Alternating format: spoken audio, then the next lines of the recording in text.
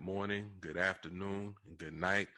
What's greetings, Earth? Same genius time. Any demographic I identify with. I don't believe you murder. I think an ignorant voter and a non-voter What he did. He took the military out are before one he and the took same. the civilians. Same Who does genius that? channel. Under his watch. What Know has something, he done bro. about police reform in this country? Nothing.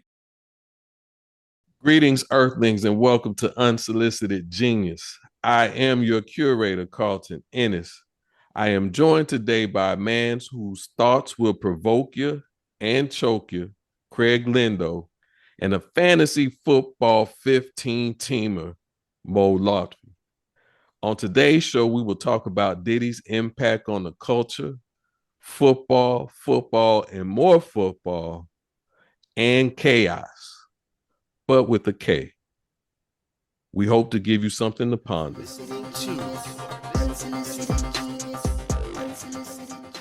Gentlemen, what is up? Welcome back to our show. How y'all been? Doing good, dog. How are you, my brothers? All good. I can't complain, man. I'm between sky and earth, and that's all I need. I'll figure everything else out. All right. So today's a new day. What is on your minds? Shoot, football, man, and watching these baseball playoffs, it's a wonderful time in sports. The NBA is about to start. You got football, baseball playoffs going on. So I just got done watching the Mets and the Dodgers. So just sports. All right. How about you, brother Craig? What's on your mind? Honestly, it's a pattern. Like, there's some cats that I feel like we grew distant in our mid to late 20s, possibly early 30s, but now they divorced and trying to hit the streets again, and we connecting on our 40s, and I'm hearing all the horror stories and junk like that. That's what's on my mind. You know what I'm saying? Imagine finding out that one of your kids belongs to one of your friends, your blood brother, your frat brother, like that kind of thing. Cats is like getting it's for a lot of cats, it's the time that they getting divorced. So that's been on my mind recently because I sat here witness cats. Oh my God, I bagged my dream girl, and they turn out to be nightmares. All right. Well, that's heavy. That sounds definitely like a topic for Unsolicited After Dark. But Carlton, I was like, is he gonna drop names? Nah, we not. Nah, we can't. We protect the innocent. I'm protecting the guilty and the innocent. Ain't gonna get heavy into the editing tonight, boy. Yeah. No, we'll see what we do we'll see what the after show parties sound like, Craig. But yeah, dog, it's crazy. Like, listen to these cats talk. It's like, oh my God, that happened. Yeah, it's real in the field for sure. I think the only thing on my mind is the weather. Hurricane season is still upon us. We had 2 recent storms hit the state in the southeast. So prayers, shout outs, all the things to those that are still in recovery and knowing that recovery isn't short. So prayers in my heart goes out to you all. And again, somehow our politics are continuing to infuse themselves in all areas of life. And I guess I saw something over the weekend with Marjorie Taylor Greene doubling down on the fact that the Dems have weather machines and are dictating the direction that the hurricanes go and the magnitude of them. So I'll just leave that there. We don't even have to respond to that, but that's what's on my mind, the weather. All right, so headliner for today. We put it off for a while. We allowed ourselves to get more information. We allowed ourselves to see how this thing might play out. But I think it's time for the integrity of our show and all things that we talk about and all that we represent in our age, generation, and our musical background. And that intro being, let's talk about Diddy. so much that we could start with, so much, from we did talk a little about the baby oil, and I still haven't wrapped my mind all around that. But since we learned about the baby oil, there have been more charges, there have been more people, there have been more insight, there have been more corroborators and collaborators and all things attached. But where I reacted, and this is where I want to at least start our conversation, is I see here, talk to several people now that are feeling like this exposure of Diddy somehow taints or diminishes that portion, his contribution, that time period in our hip hop lives, are somehow diminished by this revelation in Diddy, but also the number of people, the number of videos, the number of Easter eggs, so to speak, in songs that exposed some of what is going on. I don't see it diminished, but I'm open to other perspectives. And so I say all that and open the floor for you all to provide some insight. And I'll start with you, Brother Craig. I think I've made the distinction before, like between hip hop and rap. Diddy ain't hip hop. Diddy's rap. Hip hop, you're gonna get more conscious content, storytelling content. The content is what distinguishes hip hop from rap for me. That being said, look, I've always been able to separate the art from the artist. So do the songs still provide a vibe? There's some songs that still provide a vibe. Whether it be other people that have been canceled or gotten in trouble or whatever, but I'm not.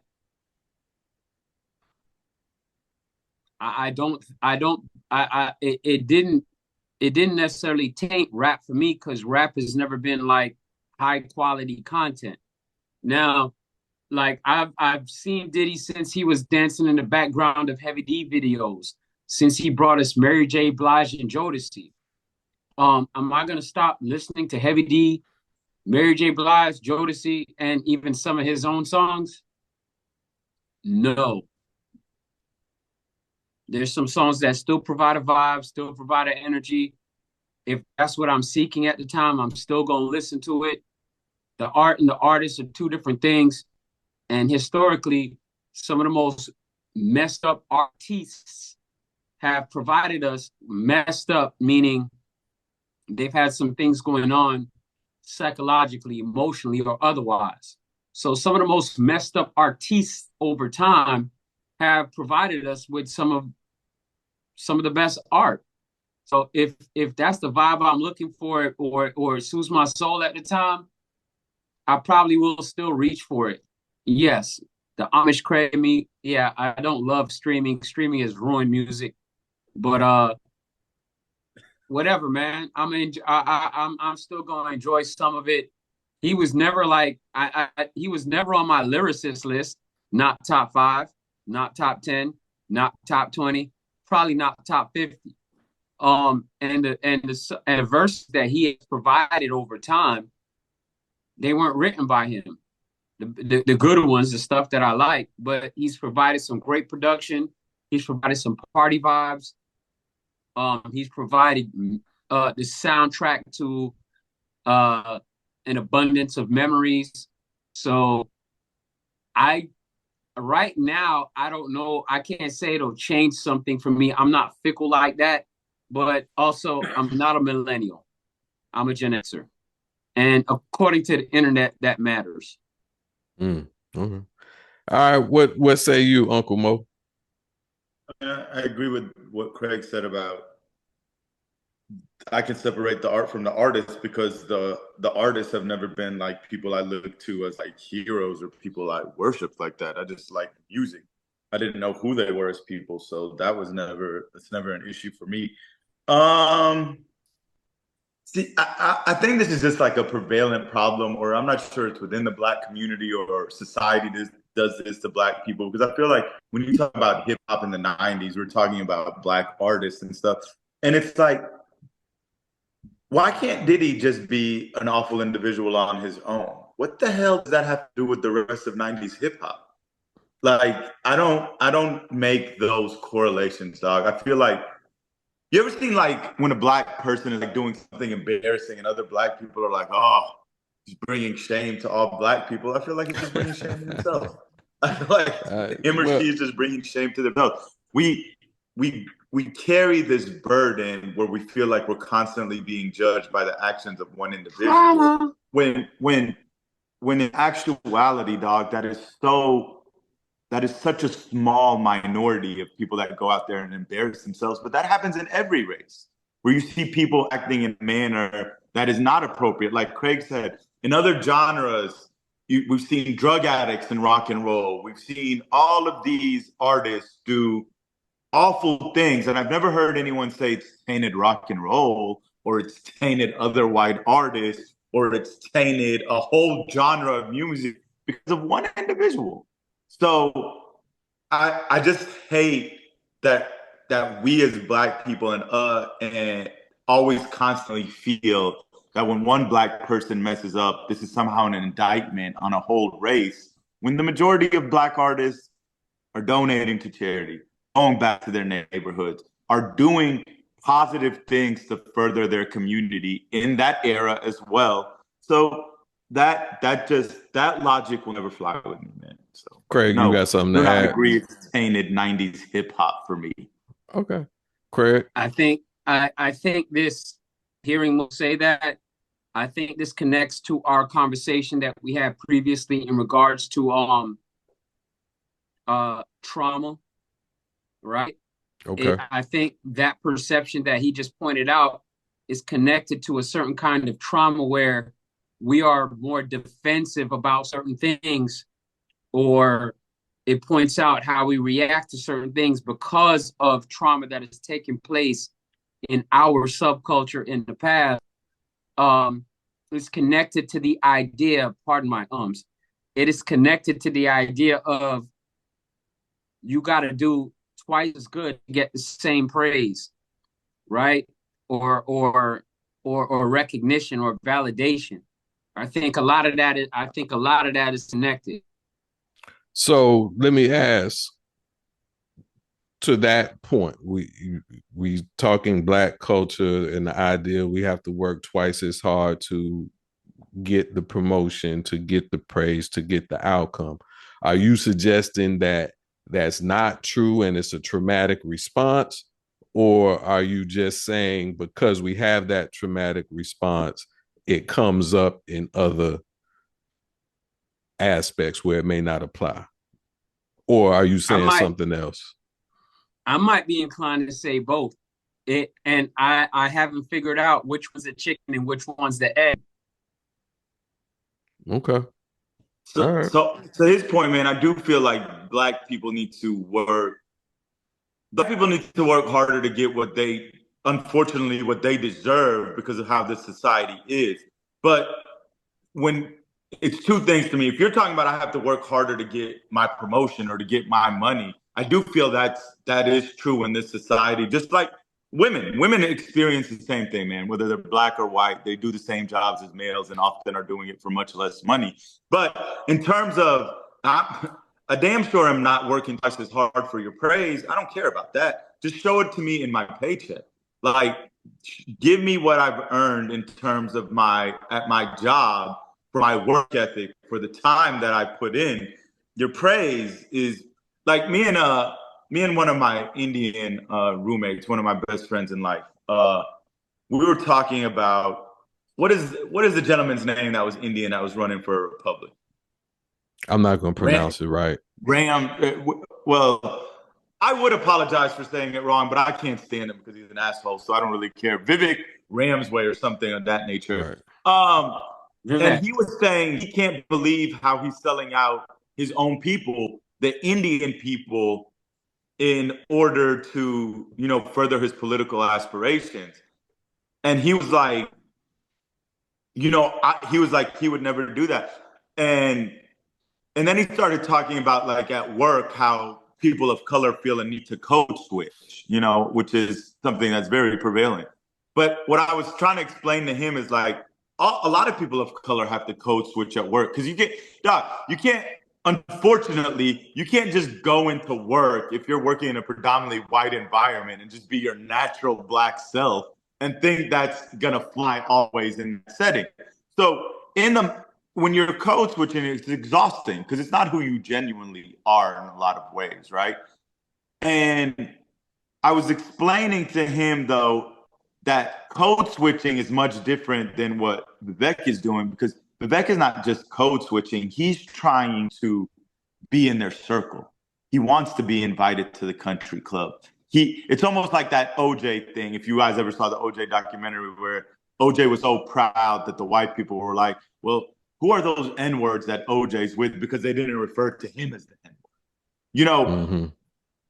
It is much like, when you are trying to be in that circle, you are willing to sacrifice everything in your life, or your self-respect, or your people, or the betterment of your people, because your life has now become about being accepted by white America. I don't care about the praise, because I'm not trying to be at their country clubs. If they invite me because they like who I am as a person and I enjoy their company, sure, I'll go. But it's not what I'm striving for in my professional life. When I think about my professional life, everything's just about the title I deserve and the money that I deserve, because I could provide for my family. So I do believe Black people have to work harder to get their promotions and their money, but I don't necessarily think that Black people are working twice as hard because they want praise from anybody. No, I mean, I think that's fair. I not to lose Craig's point, and Craig, I know you had a couple things to add. I think what you all are saying, one, is that Diddy's fall is not does not implicate hip hop from the 90s. It doesn't implicate a generation of culture and music and vibration. And at the same time is recognizing that his fall too is not indicative of who the Black culture is. Contrast to the fact that, the idea of having to work twice as hard to get equal outcomes. I think that's where the praise came in. But promotion, pay raise, job title, et cetera, et cetera, et cetera, Black people, women, is there. But, bringing it back to Diddy, one of the things, as you all are speaking to your perspective, one of my questions to add on to it then is, what are your thoughts? What is your reaction to the idea that this is a society coming after another, what I've read, Black king, where they bring in Bill Cosby, they bring in P. Diddy in the discussion, and whoever else you may want to name. But what are your perspectives in reaction to that idea related to what's transpiring with P. Diddy? So, Craig, you had your hand up about something else. I forgot to come back to you, so I'll let you respond to that. First, I'll just start with the take that the unpopular take. A lot of people feel like rap might be the 90s might be the golden era in hip hop. It represents the rise of rap taking over hip hop.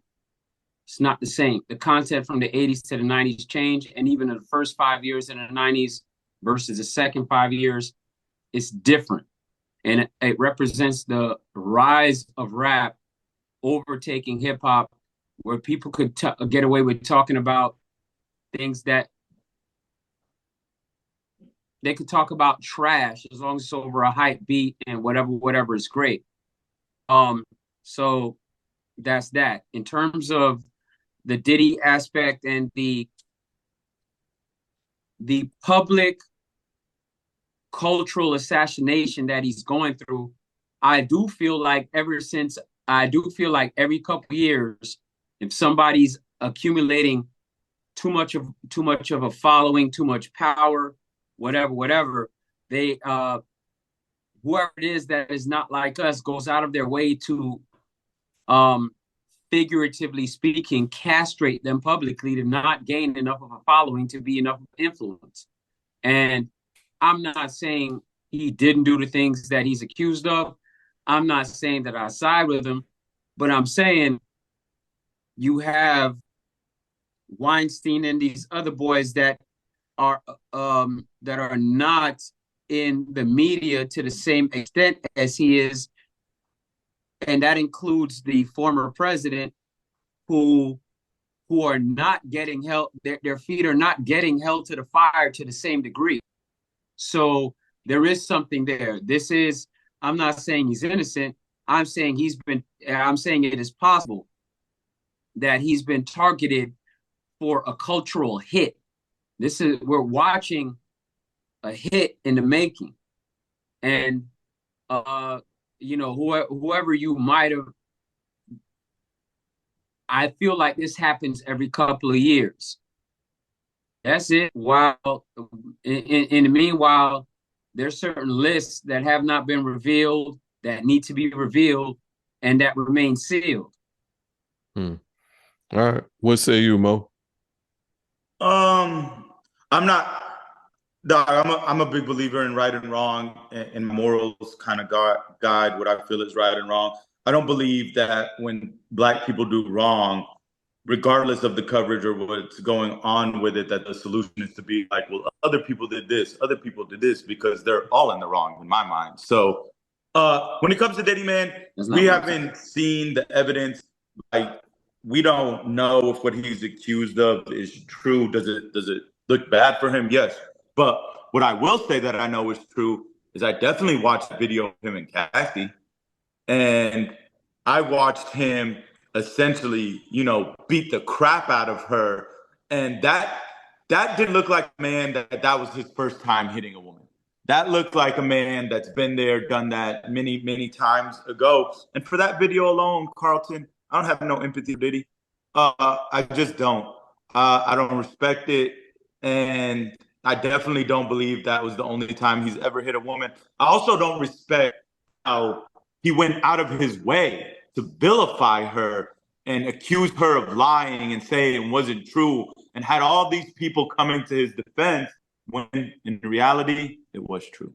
So if he'd lie about that, why not lie about this? Right. Yeah. Craig, you had something to add? No, well, I was just gonna say my point wasn't centered around hey, he is you're not speaking his guilt or innocence. You're just talking about the coverage of it. Yeah, and I think that is very targeted. I think it's very intentional. And I think it may very well speak to a particular power dynamic or a hierarchy in that world of screwed up behavior. And so therefore, like, come on, man. Like, Craig, you know who a person I feel was vilified and treated unfairly when he had the situation with posting the link to the video was, and labeled anti-Semitic, was Kyrie Irving. Like, so if I'm going to put my energy into defending someone that I feel was vilified, who's actually a very good person in society, who goes out of his way to help all kinds of people that are less fortunate than him, I will put my energy in towards defending Kyrie Irving, who's not even like my favorite person in the history of the world, but I didn't feel he was wrong. You know what I'm saying? I felt like he was treated unfairly in that situation. For Diddy, I have no empathy. I have no defense for him because I saw him terrorize that Black woman on video. Like, and with no hesitation, dog. So for me, what Diddy gets is what Diddy's. I can't empathize with him, dog. That's what I'm saying. I just Yeah, can't because I apologize if I come across as no, if no, I'm no. You don't at empathizing. all. You don't at all. You're just talking Okay. about the coverage of it. What I'm saying is it's hard for me to feel bad for him about the coverage because of what I saw on that tape. Right. People that it's easy for me to feel that Kyrie Irving was being vilified. And They went out of his way. They went out of their way to essentially make him look like a bad human being. Nike dropped him. All of these things, and I felt like it was undeserved. Like I felt it was very much so undeserved. and I think that's part of the evidence that this is a hit. In terms of the media. Yeah, I mean, I think our media we've established is not trustworthy, and like all things, part of the life lesson is if you don't give them anything to eat, then they won't have anything to eat. What is it? The gremlins you're not supposed to feed after midnight, then they won't lose it. But for sure, Diddy's giving them something that maybe the Cassie video solidified it. Maybe some things have been bubbling, but I think we're going to learn a lot more. It's still very early in his case. There seems to be a lot more than meets the eye on both sides, the prosecution and the defense. The number of people implicated, I know some of that was a driver for the earlier question about 90s rap, 90s hip hop, just because there seems to be more names. There's going to be more celebrities, more musicians, more people that get pulled into this web. But Dog, that's what I want we'll to see. see. We'll see how it plays out. I want to see that list. I like to dog. throw out What there. is that list? Who is on that list that Diddy's about to drop, man? I also want to see more about Weinstein, Feinstein, and Ghislaine Maxwell's list. See, I mean, you'll.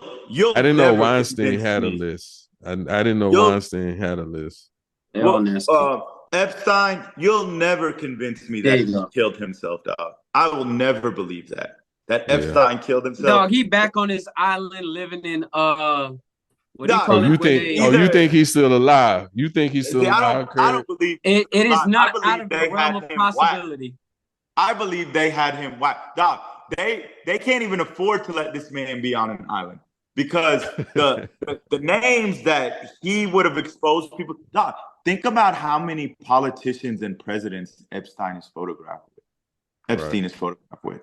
Like, those people have a reason to want him dead because, dog, what's the saying, Carlton? Birds of a feather flock together. There's no way they were just hanging out with this man and they were like watching football on Sundays. Like, that's not what was happening if you were with Epstein. So I won't lie to y'all. I'm surprised Diddy's still alive. What is on Diddy's list? And this, so just for the record keepers, this is not us wishing death on anybody. This is Uncle Mo expressing his surprise. That is all. Yes, I don't want him to die. I'm definitely not saying that. I'm just saying I'm surprised that the powers that be that might have something to lose, that Diddy's still with us, and Diddy's ready to present his side of the story. So well, some will tell you that do you Diddy. Think they'll air that trial? Do you think they'll put it on TV? What do I don't know. I can't call I got it. a question for y'all real quick because I know it'll be a great distraction. So yes, would you watch? I don't watch things that remind me of the Inquirer or Jerry. If it reminds me of that, I can't watch it. I feel less than as a person. You don't even have electricity. I would tune in. I mean, I can't tell you that I would watch every minute of it with popcorn. But I would tune in because for me. So my reaction, and then we'll close this circle. But I view hip hop slightly different than Craig. I do think it existed in the 90s. I think I feel him on the hip hop and rap. So for me, Diddy is in the timeline for my music. So to watch it 30 years later be unfolding in this way, knowing that 30 years ago, when we first started seeing the videos with the shiny suits and the champagne popping, that all this was going on in the background. So from that vantage point, I'd be intrigued to allow the story to continue to be told. But I wouldn't necessarily be excited about it, because I also view what was rumored to have occurred is some vicious stuff, and I'm not excited to learn more about how deep it actually went, how heinous some of his actions were. So we'll leave it at that. This is Unsolicited Genius. We'll take a 30-second break and be right back.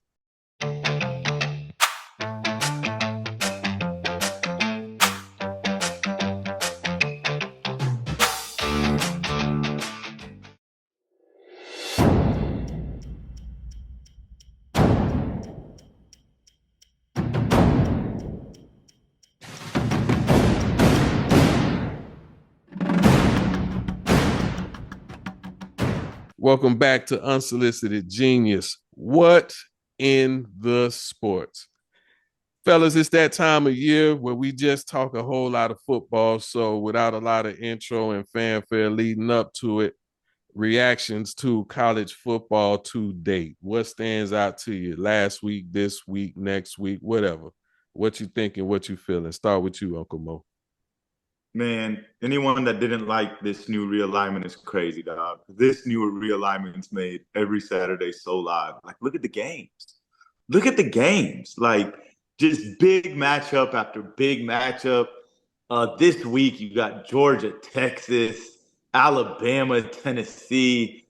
It's just, it's made me love college football even more than I did, man. Like, I love these games. I like that you could lose a game or two and still have an opportunity to make this playoff. I mean, the only thing I'm not liking about college football is how sorry these damn Gators are. But other than that, sign me up, dog. Like, I can't wait to see Georgia, Texas, dog. Like, I can't wait to see it. In Who Austin. you going for? Come on, dog. Texas. So I wanna go for Texas, but I don't know how I feel about Texas intro to the SEC coming through and smashing everybody. I can't. I'll never root for Georgia or Florida State, dog, or Tennessee. Yeah. So it's easy for me. Oh, that very Tennessee. easy. Did you see the crowd? Like the Tennessee crowd just Dog, you remember when we were young and here's a real old school name that no one might, you boys will remember. You remember the commentator Keith Jackson? Keith Jackson, yes. When he used to do the Rose Bowl and he would talk about one of the best voices in sports. Yes. Oh, dog, and he would start the Rose Bowl and he'd start it off with, "Look at the pageantry of college football," and that's what Tennessee reminded me of. Yeah. The orange with the white, the cloud, and the checkers, and it just like. And dog, Texas is going to be wild on Saturday. Tennessee is going to be even louder because Alabama's coming into town. Yeah. Just the pageantry. Dog, Ohio State, Oregon was an instant classic. Like, just, it's been spectacular, dog. You can't complain about this realignment because it's made the sport even more enjoyable, in my opinion. All right. What say you, Craig? What are your thoughts this week, last week, upcoming week, anything college football? Mo, do you think you pointed out Georgia versus Texas, Alabama versus Tennessee? Do you think you have an SEC bias? Well, not this past week, because if you were to talk to me about this past week, the game I was most interested in seeing was Oregon, Ohio State. Got it. I care about the big matchup, dog. Like, if you got me a big matchup, I don't care what conference it's in. I'm interested. I got you. I'm enjoying it. And as long as we doing better, as long as the University of Florida is doing better than Florida State, which we are, well, I'm okay with it. in addition to that, I like the buildup that's going around even though they're squeaking through games, and the fans, when they talk to me, they want to talk to me as if they're just dominating in football while they're in a basketball conference. So, and I agree with you, what I'm Craig. gonna say is, look, they still got Clemson coming up. Nothing would make me feel better than the one successful Florida State game is Florida State beating UM. I know that's not gonna happen. I'm gonna let that go. But they're gonna build up all this hype. Likely, since they don't, if I recall correctly, they do not face Clemson during the regular season, but they gotta face Clemson in the if they continue their success in the ACC championship. And I'm gonna enjoy their bubbles getting burst, because UM fans are starting to become like Cowboy fans. I mean, outside of the fact that they're winning games, though, that would be the big difference. Well, this year, Cowboys are not winning games. The previous 3-4 seasons, they were 12 the UM wins. fans. Well, UM got Louisville and Florida State. What I back agree with back. Craig, though, Carlton, they may not survive Louisville, and even if they got do, Louisville this weekend. Clemson might smack them. They got Louisville this weekend. I have no faith in Clemson. I agree with your point, though, that Miami has literally beat nobody. Like, they haven't beat anybody, dog. Like, they haven't beat one quality team. They could go undefeated in their schedule and not beat a ranked team until they run up on Clemson in the AFC Championship. Like, Craig is not the ACC Championship. So, I actually tried to stay up and watch Miami at California. That was a spectacular comeback.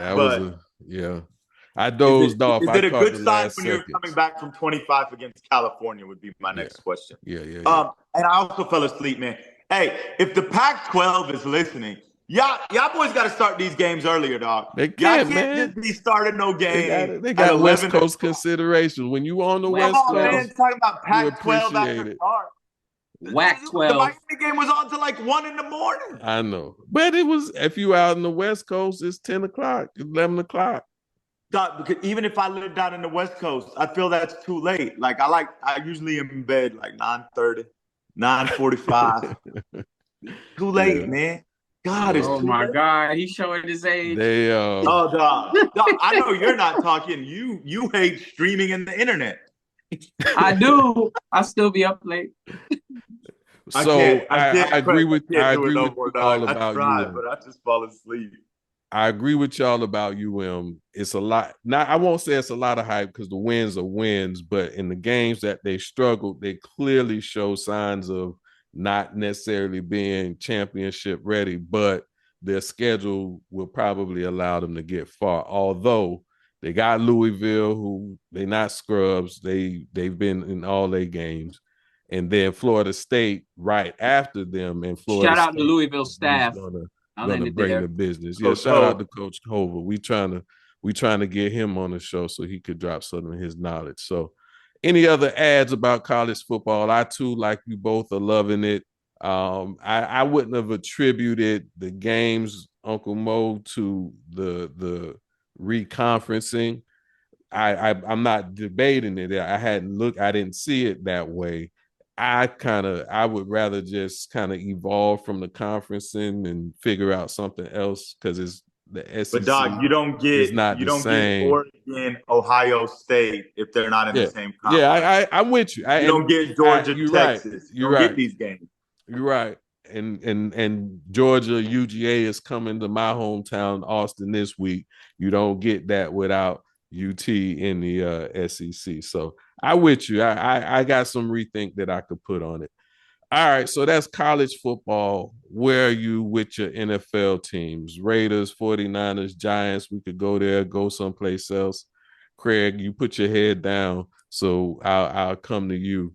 Where are you on your NFL season? You don't have to talk about the Raiders if you don't want to. I ain't putting that on you. But I'll keep it short. I expected more. I thought our head coach would have been able to get more out of the team, but I do realize that there are changes that need to be made in Raider Nation. So we'll see.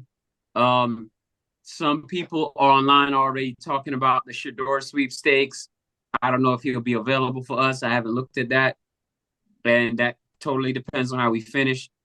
And I don't even know if he's the answer. I think we also need more than just a quarterback change. But as far as specifically the Raiders, that's my take. The game I enjoyed most out of the weekend was the Saints game for some strange reason. Outside of that, since I guess my team is, wallowing in mediocrity at best, I just kind of enjoyed the reaction of different fan bases to how their team is doing, right? Like I have chilled beer glasses in my fridge, and I like to fill them with tears of fans from other teams and sip from it. I get a lot of pleasure from it. Am I petty? Am I wrong? Am I toxic? Yeah, probably, but it tastes good. All right. Where you at with it, Uncle Mo? I'll just do a quick synopsis. By division, man, I gotta give props to Craig's boy, man. Jaden Daniels has been balling. Thank you. And I think, and in terms of that division, dog, man, I think Washington. I don't know if Washington's defense is good enough to win that division. So I'm worried about the defensive aspect of it, but Philly's defense is trash too. So Washington could take that division, dog. The NFC North with Detroit and Green Bay and Minnesota, and who's our other team in that division? The Packers, the Bears. Detroit and the Bears, best division in football, easily. Respectfully, don't they all have 4 wins, if I'm not tripping? I think Green Bay. They all have 4 wins. And Atlanta and Minnesota has 5. Minnesota has 5. Minnesota's undefeated. 4-0. Sorry. Minnesota's undefeated. So that is hands down the best division in football. I still think that the Lions, man, Minnesota's legit though, Carlton. Like everyone keeps wanting to dismiss Minnesota. The reason why we dismiss Minnesota is because Sam Darnold's the quarterback. But that defense with Brian Flores and the blitzes he is dialing up is impressive. Detroit is a juggernaut on offense. Just ask the Cowboys. Like up and down the field they win. Up and down the field they win. So Detroit is something to definitely be reckoned with. I do think Detroit took a big hit yesterday when Hutchinson's leg snapped like a twig. Dog, that was painful to watch. I didn't see the injury. Oh my God! I've skipped the video 100 times. Just know his leg wrapped around his teammates like that. It's not supposed to do that. In the NFC West, I do think my Niners are the best team in the NFC West. Hopefully they can get it right. I'm not sure that right now, I'm not sure I see like a Super Bowl contender, but we have the talent for it. We just need to start playing like it. Hopefully get some people back from injuries. The NFC South, man, all these people that thought New Orleans was a legit contender, please stop. Please stop. They're not a legit contender. That is a 2-team race between the Tampa Bay Buccaneers and the Atlanta Falcons, because the Atlanta Falcons look good on offense, man. But the person I want to talk about in that division, Baker Mayfield. Mayfield, my boy. Mayfield. Austin, Texas is Baker Mayfield. I'm beyond happy for Baker Mayfield. What the Cleveland Browns would give to have Baker Mayfield instead of Deshaun Watson right now, boys. You never thought you'd hear that sentence. You nasty, boy. You like nasty. 200 million, right? Baker Mayfield is playing at like another level, dog. Like he is playing extraordinarily well at quarterback. It's very impressive. AFC West, man. Wait. Didn't he have 3 interceptions this last game though? Yeah, I mean, yes, but dog, the touchdown passes is phenomenal. He did have the 3 interceptions in this game, but Craig, in a game where he threw 3 interceptions, he still led them to 50 points. So, Agreed. I just like, wanted to put that on record. I got to give him Because props, man. I think before that, all season long, he might have just had, what, 2, maybe 3? Yeah, because I mean, he he's had 15. one bad game He's this year to 15 me. touchdowns to 5 interceptions on the season. So to your point, And he's Craig, running. yeah. And he's running. Like, he's And running picking up wisely. yards with his feet, man. So shout out to Baker Mayfield. The AFC West is a wrap. The Kansas City Chiefs are going to win that division. The Chargers have a chance to make the playoffs. The Raiders are hot. The Raiders are painful to watch. Like, it's a pain. Sorry, Craig, but it is a painful watch with them on offense. But Brock Bowers is the truth, though. Brock Bowers, they got something there. He is the truth, dog. He's a keeper. Oh, he's definitely a keeper. He's a keeper. The AFC North is a wrap to me because Baltimore is going to win that division. But shout out to Mike Tomlin, dog. Pittsburgh holding on. Games they with holding these on. boys is just like phenomenal, dog. Because when I look at Pittsburgh, I just don't see a lot of talent there, but they just keep getting it done, man. So and they doing it with impressive. Defense. But I got Baltimore winning that division. The AFC East, I don't know who the hell is going to win that division. It's like none of these boys want it. Buffalo's currently up 7-3 on the pull it out. The Bills you gonna think pull so? it out. Dog, the Bills. Do they have enough receivers to win the division? Carlton. The division, not win the Super Bowl, but to win the division. There's the Jets. What's the Jets? The closest competition is the Jets. That whole division is the definition of mid. Yeah, and the Jets are the thing Craig hates to watch. The Jets look like that when you watch the Jets and all the drama, it feels like you're watching like an episode of Desperate Housewives of Atlanta or some shit. Yeah, it's just there's so much going on outside of just playing football. Like, it's a strange dynamic, dog. The AFC South is over. The Texans are going to win that division. And did I miss a division? No, I got them all, man. So that's my little breakdown of every division for y'all. Back to the Jets and their division. I got one thing to say about that. About what? The Jets and their division and what's going on there, because Miami is included in that if my memory is not off. Yeah, it's like watching a bad reality TV show. But when I do decide to open up social media, the suffering from their fans is so entertaining, and I'm here for it. I mean, well, again, I got the chilled beer glass in the freezer. I love fans' our tears in that glass is. I love our producer Nitty, who's a Dolphins fan, but and I've said this before, Craig, and I'm gonna keep saying it. The Dolphins are never gonna win as long as the logo is that dolphin. It's not intimidating, and as long as they have that logo with the dolphin in the helmet, I just don't see progress. They had the logo in Miami 72. Miami Dolphins. Yeah, but dog, we weren't alive in 72. Like, none of us were born. Like, and we're old. Like, we got the salt and pepper. Speak for yourself. I mean, who do we know that was alive to see the Dolphins win the Super Bowl? I mean, I got a couple family members. I'm just not co-signing on the I'm old shit. I got a couple family members that were around. I'm just saying, dog. Like, it was a long time ago. They need to change their name to the Miami Sharks. They need to take a page out of Any Given Sunday and become the Miami Sharks. Yeah. I played that or a page out Family Guy. I played the Any Given Sunday halftime speech before a big test your nephew had. And he was like, "Thanks, Dad." It gave him what he needed. It's one of my favorite movie speeches of all time. The inches we need are all around us, man. All right. So football, we talk football. Uncle Mo, give us a baseball update for those who don't keep up but are still interested in America's pastime. Even if you're not into baseball, I would highly recommend watch the playoffs because the anticipation and the drama of it is just like phenomenal. In the American League, we got the hated evil empire, the Yankees taking on the Cleveland Guardians, who are trying to do something for Cleveland. that would set that city on fire if they could win this ALCS and advance to the World Series. And game one, I believe, is tonight for that series.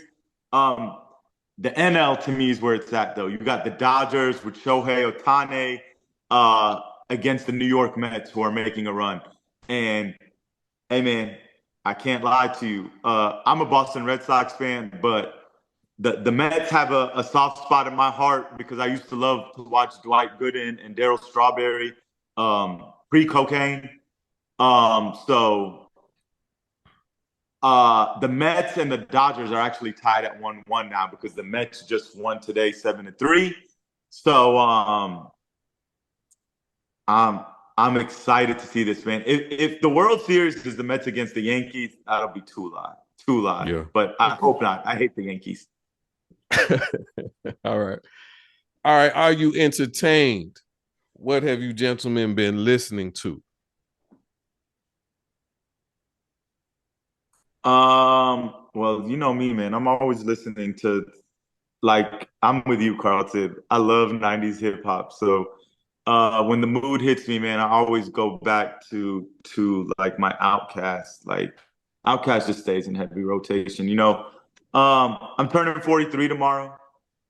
So you know, and Carlton knows this is just one of my all-time favorite songs, Elevator, Growing Old, 13th Floor, Growing Old. That will forever and always be like my song because it takes you through the stages in life. And you know, man, just it's, I guess you could call it the nostalgic feel of it or whatever, but I love 90s hip hop, man. Like I'm addicted to it. And you know, I can't get down on this new shit, man. Like I'm happy they're making money. I'm always happy to see young black people making money. Like nothing excites me more. But dog, I can't listen to Sexy Red's album. Like I can't do it. I can't do it. She just had a track with Glorilla. Glorilla. Oh, so look at y'all sounding old as fuck. Can't say the name. He said Glorilla.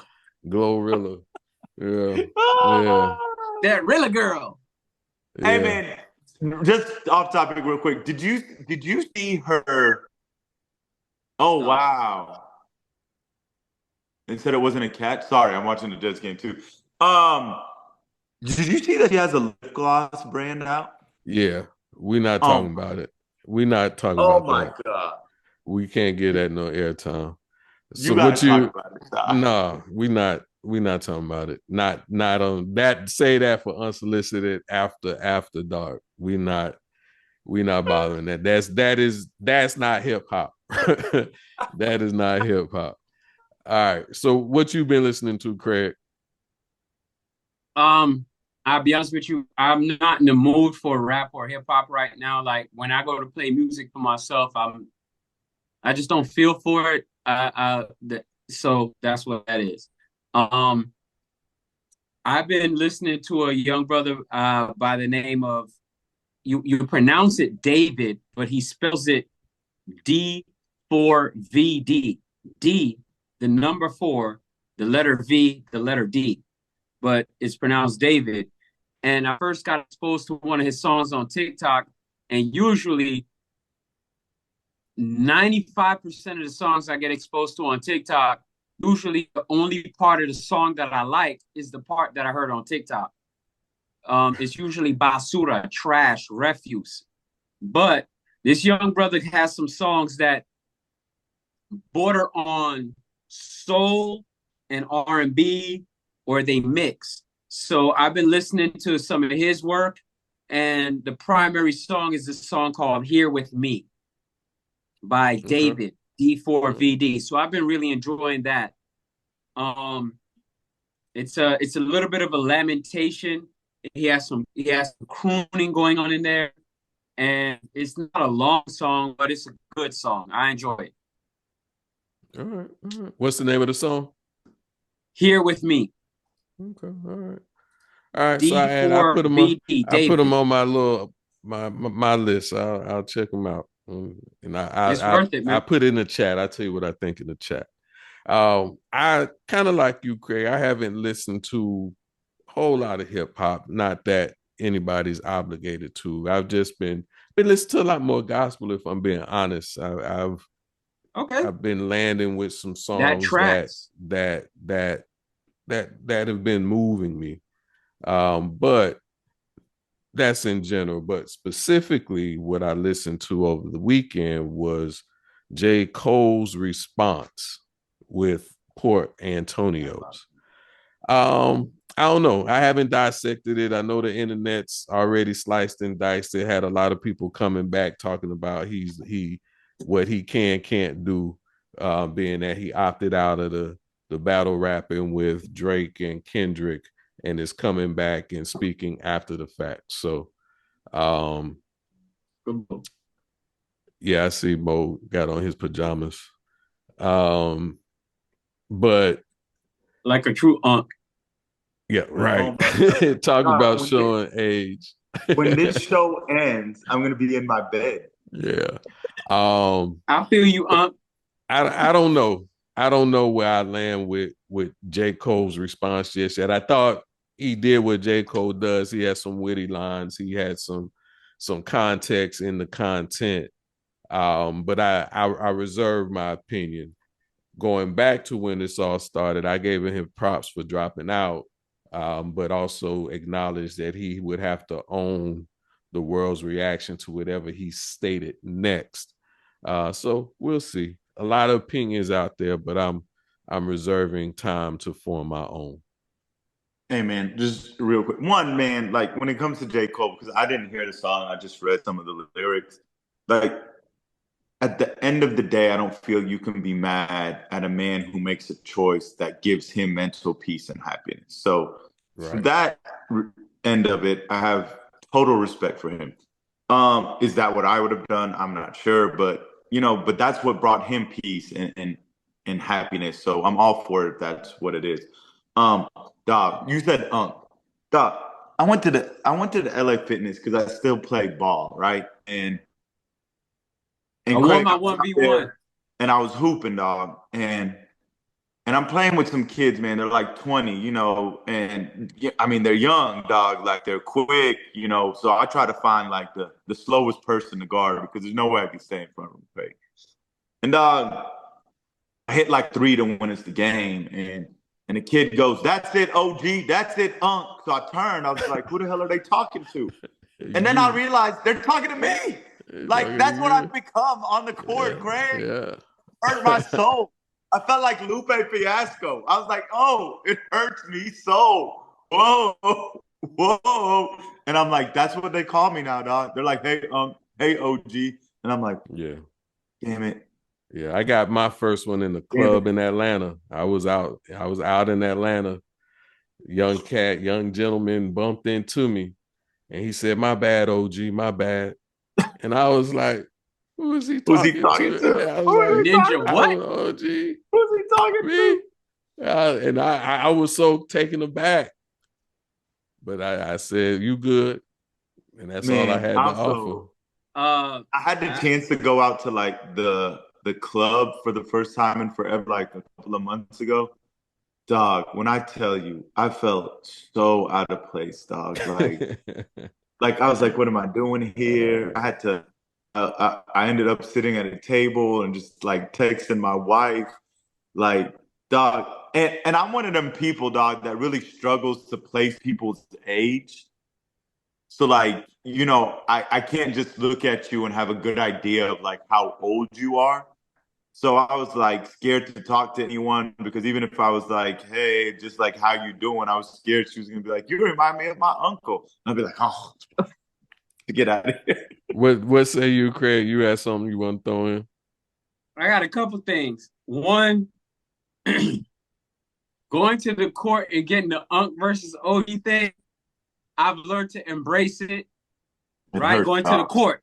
I don't know if I said club or court, but going to the basketball court and getting that, I've learned to embrace it because it's either Unk, OG, or because I'm in the area that I've been working in and coaching it for so long, some of these cats just straight up, I don't even introduce myself. They're like, "What up, coach?" Because I coached against them when they were still in grade school, and now I'm out here playing against them. Mm. So it's like, oh, you know me? So that's one. Two, yo, Mo, if you still on the court, I want 1v1 smoke. Oh, we could play, dog. I still love to play, dog. All right. I'm one of those people, man, I'm gonna play till I can't play no more because I just love to be out there. I love the game. So all I'm hoping is just that an injury doesn't force me to quit. I just want to quit when I know my On body your own can't do it. terms. Yeah. But dog, I'll be out there as soon as I feel like soreness in the Achilles, that's when I tell them, hey, Unk is out. Unk is out. All right, dog. I'm gonna look for that 1v1. But as far as the club, I've been meditating on this for a minute, man. I have Like no the business cell being phone sick. killed the club long time ago. Doc, You can't go get it. And I know you guys are in situations where you might not want to speak on this. The club has killed your ability to go out and innocently dance with another person and then walk away because everybody has a camera in their pocket. Doc, I'm a married man, a happily married man. I was not in the club trying to chase anything, but I know. That's why I said. Yeah, the whole atmosphere. I've never felt so out of place in my life, dog. Like I felt like I don't know, dog. I felt like it's more about photo ops than fun now. I would have rather been in a bingo hall. That setting, dog. Like that's how I felt. All right, so what I offer just to this discussion is life does not end in our 40s. That being said, it does evolve, and there's ways to still have social fun without it having to be a club. There's lounges. Nah, there's day parties and brunch. There's brunch. So you can still get it in just the way we get it in. But even then, it's more photo ops than fun. When Carlton came and visited me in Atlanta, dog, like we went to a little sports bar and we had to get together with some of our friends. Like I love and cherish those experiences. But there was a point where I was sitting in that club and I was like, I felt so old because I was like, God damn, this music's loud. Why are all these strobe lights hurting my Lord? All right. So what have you middle-aged gentlemen been watching? You gotta go first, Mo. Myself, man. I told y'all boys about my love for cooking. So Netflix has a show called Chef's Table, and they focus on different genres. Like I saw the barbecue one. I've seen all of them, and they had a new one that's on noodles. And one of the gentlemen makes his pasta strictly by hand with no machine. Like, and I was just fascinated by it. And the reason why is because I love to see someone do something they're passionate about and not take any shortcuts. Like he rolls it by hand. He went to Italy to learn the craft. And if the next time I'm in LA, I'm definitely going to his restaurant in Beverly Hills because I love pasta. So I have to try this out. And just that's what I've been watching, man. Like cooking to me is a very like Zen-like thing. And I love to see anybody that's passionate about their craft and does it the right way, in my opinion. Okay. All right. What say you, Brother Craig? You been watching anything, or is this when the Amish I know come last out? time I had that Korean drama I was watching, but I'll be honest with you, since then I've been watching a lot of YouTube. What particular? I know some YouTube watchers. I'm not a big leave it on YouTube kind of person. So what you tune into? It's been various content. It's been people providing visualizers to the book of Enoch, whether 1, 2, or 3. Anunnaki kind of vibes, stories of the Anunnaki. It's been a lot of cooking, but specifically preparing steak. I am a fairly decent cook to the point that it may have ruined a couple of relationships for me because my partner became insecure once they found out I cook better than them. That's another conversation. But I'm trying to master steak at home. I'm tired of going out and having people prepare my steak for me to the degree that I enjoy it. So both on the stovetop and on the grill, I've been watching those kind of videos. So it's various YouTube content from Anunnaki and Enoch to preparing steak and at home preservation of certain meats and from homemade salsa, whatever. Like I've been heavy on the cooking stuff also. So that's where I kind of been with the you go cast iron on the stovetop with the steak? I got both. I got cast iron and steel. I really got to re-season my cast iron. It needs a little bit of love. I let it fall. I let it degrade a little bit. How you season the steak, dog? What you put on it? Salt, pepper, and olive oil. That's my dog. That's all you need, baby. I'm with you, Craig. If you gotta put too much on the steak, other if I'm feeling froggy. I'm with you, dog. All you need something is wrong, bro. Put that nice little crust steak, on something it. Wrong. That's my Matter dog. of fact, I have one that's been now that we reached this point in our recording, it's literally been marinating for 24 hours. As soon as we are out of here, I'm about to go cook that thing up. That's my dog. All right. Well, I don't have. It's been a while since I watched a good cooking show. I feel like I'm missing out a little bit, so I'll try to step my cooking watching game up a little bit because I too like to throw down in the kitchen. But for me, in terms of what I've been watching, I think I shared I'm still current in the plan of reading the Bible chronologically, so Bible in 365, and so I'm somewhere day 100 and something, and so my still very much in the Old Testament, and so I'm taking in a lot of perspective on false idols and gods that existed in the telling of the Old Testament, whether it's the Israelites or other groups or religions that are referenced in having these false gods, some of which are referenced by name. And so I paired that with the Greek gods and what we have come to understand, not understand, but all that we've been taught about Greek mythology and Zeus and Athena and etc.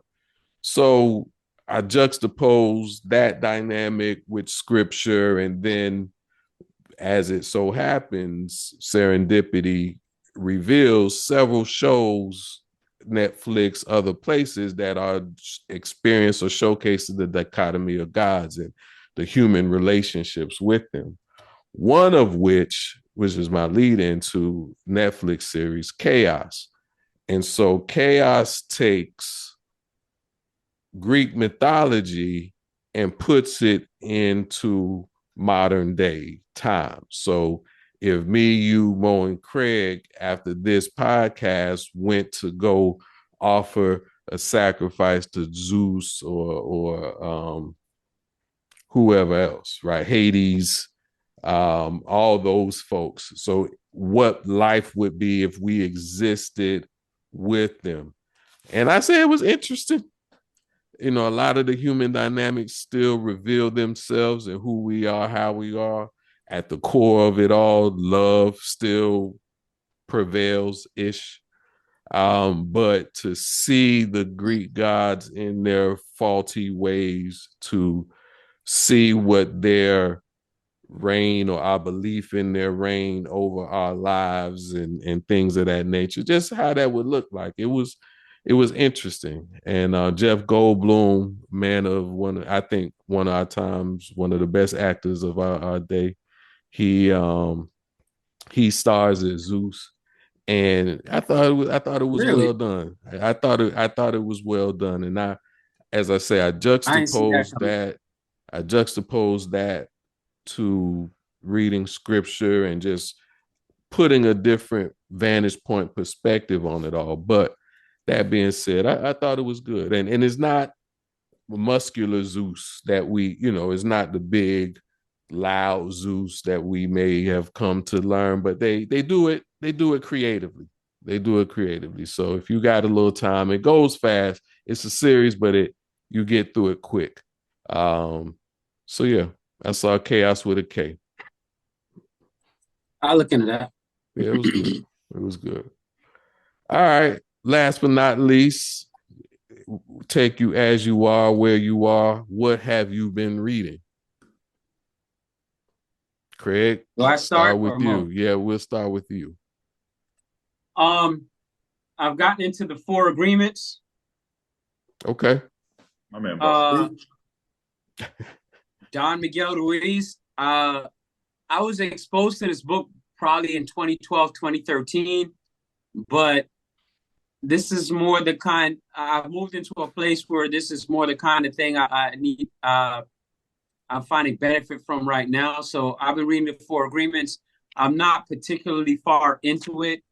At the very least, I'm just finishing the first chapter, but I'm in a place right now where even if I know something, I need to be reminded of it or need to be provided various perspectives on it that benefits me. I'm trying to edify soul and mind.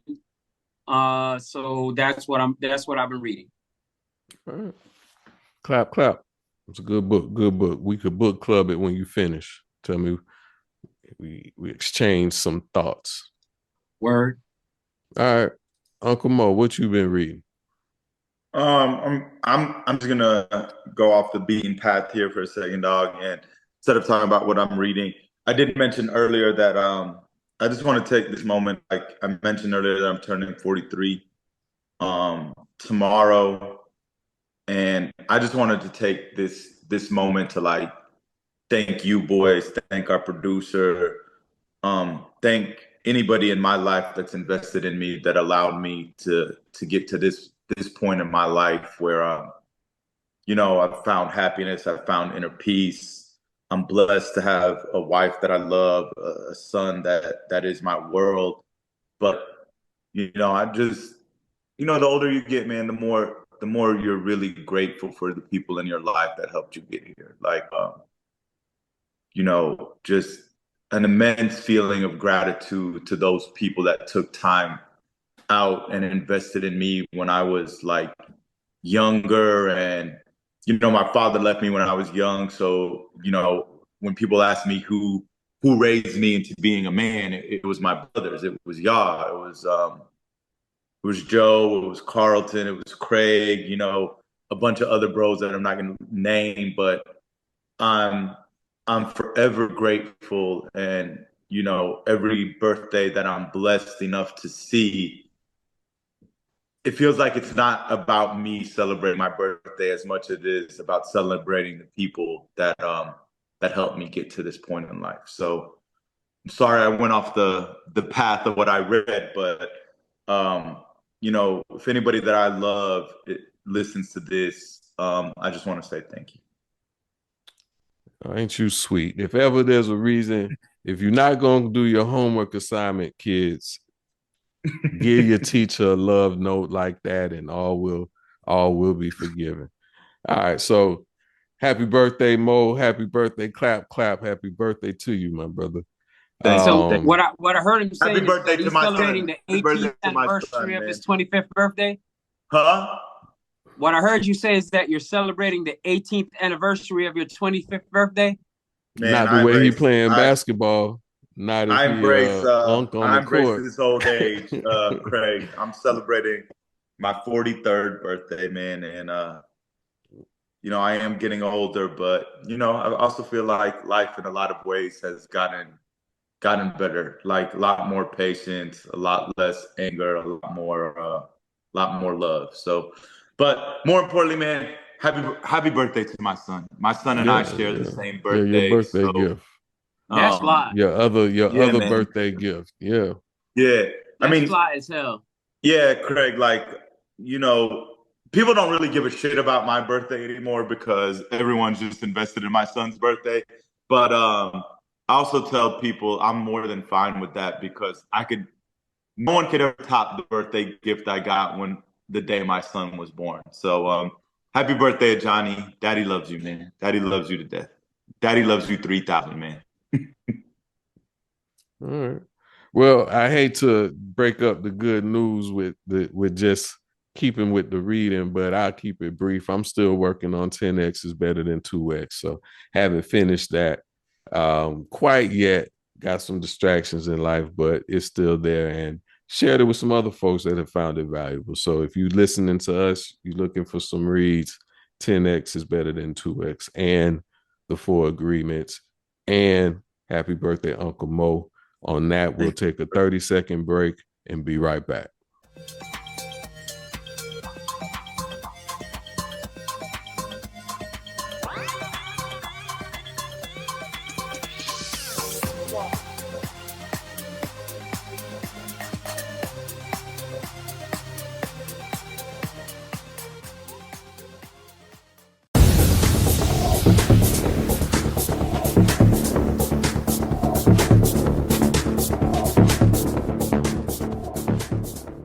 This is Unsolicited Genius. And before we get you out of here for this episode, don't forget to like, subscribe, follow, and share from all the places. We are just about everywhere.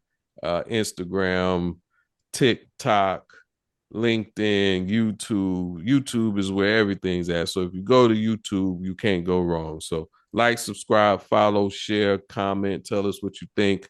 If you think it's something we can do different, do better, let us know. Ladies, I hear you loud and clear. You love the show. You love the intro. You love the headliners. You love the books, but we lose you in the sports. That's what the fast forward is for. Shout out to our super producer, Joe Nitty. Thank you for all you do. Thank you for making us look good, sound good, keeping us in line. Thank you to our sponsors, Legacy Wear. Your legacy awaits. Learn more about them at www.legacywearus.com.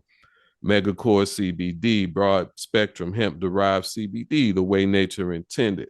Learn more about them at www.megacorecbd.com.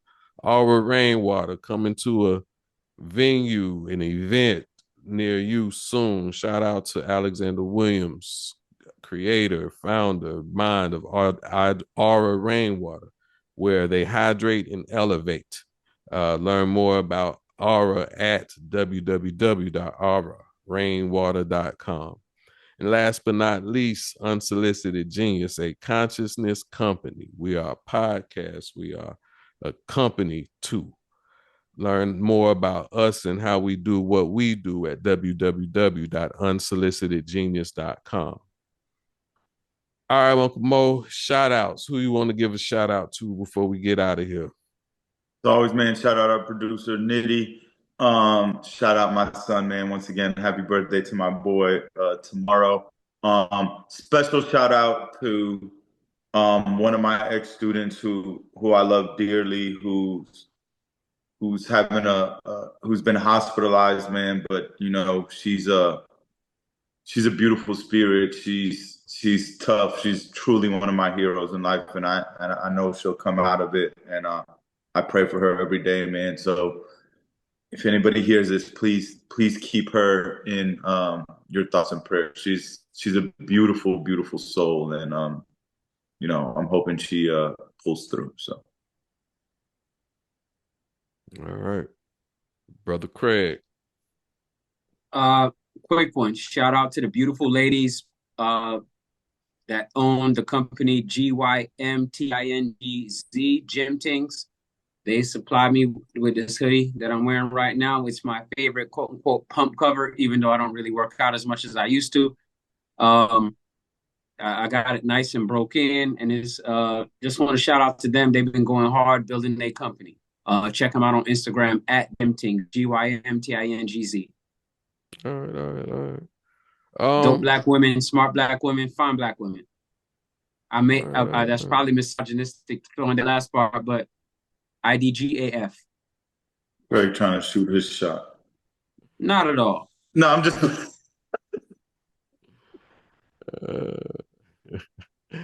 um, shout out to Not that it would be a bad shot, what but I'm y'all- not shooting. I've done way worse.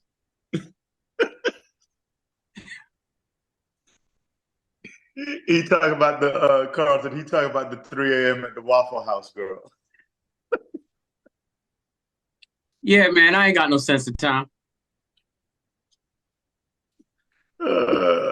Shout out to Round Rock High School Dragons, 5-1 on the season. They my first, I'm a high school parent, so I'm invested in the high school game again, and minus a little snafu along the way. They mixing and shaking things up. I'm still new to Texas high school football, so I don't know what that means on a grand scheme of things. But so far so good. So shout out to them. So for tonight's Thoughts of Genius, I thought I'd bring our earlier discussion, bring that to a full loop, with the idea that we reap what we sow. That is a human thing, whether you place it in karma or scripture or you get what you deserve, et cetera, et cetera. It is something that typically, traditionally does and will happen to us. And if you reap good, you reap kindness, you reap love, then you know it's because that's what you did. That's what you created. If your life is full of strife and frustration and agitation and annoyance from whichever way it may have came, whether it's his fault, her fault, your fault, their fault, whatever it is, if you are in those troubled spaces, spend some time with what you do. Spend some time with how you speak. Spend some time with how you think. Spend some time with how you treat yourself and others. When I first started working, this was in my fellowship back in 2000 something. Gentlemen, one of the best pieces of advice that I received was, if you give people enough rope, they will eventually hang themselves. And he messaged that to me because at the time I was very frustrated and agitated by the behavior pattern of a colleague. And with me having no ability to truly change or influence his ways, all I could do was vent and be annoyed. So I get that piece of advice. My take from that too was, release this energy, let it go. This is not my job or my responsibility to fix him. And eventually I saw there and have seen it play out many times. It eventually plays out based on their misbehavior.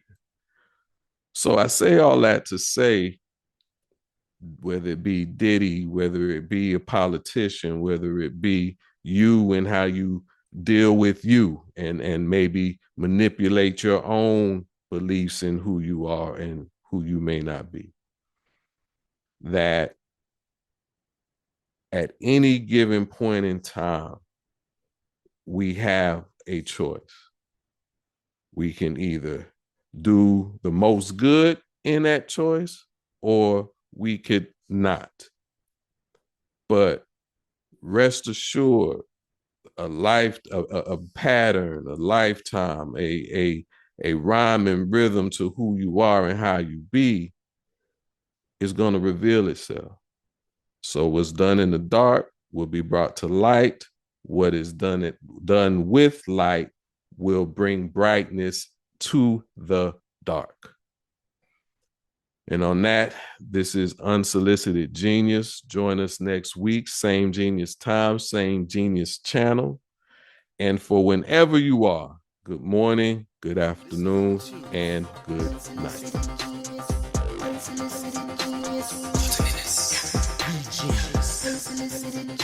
Craig D, Molat. You are listening to Unsolicited Genius.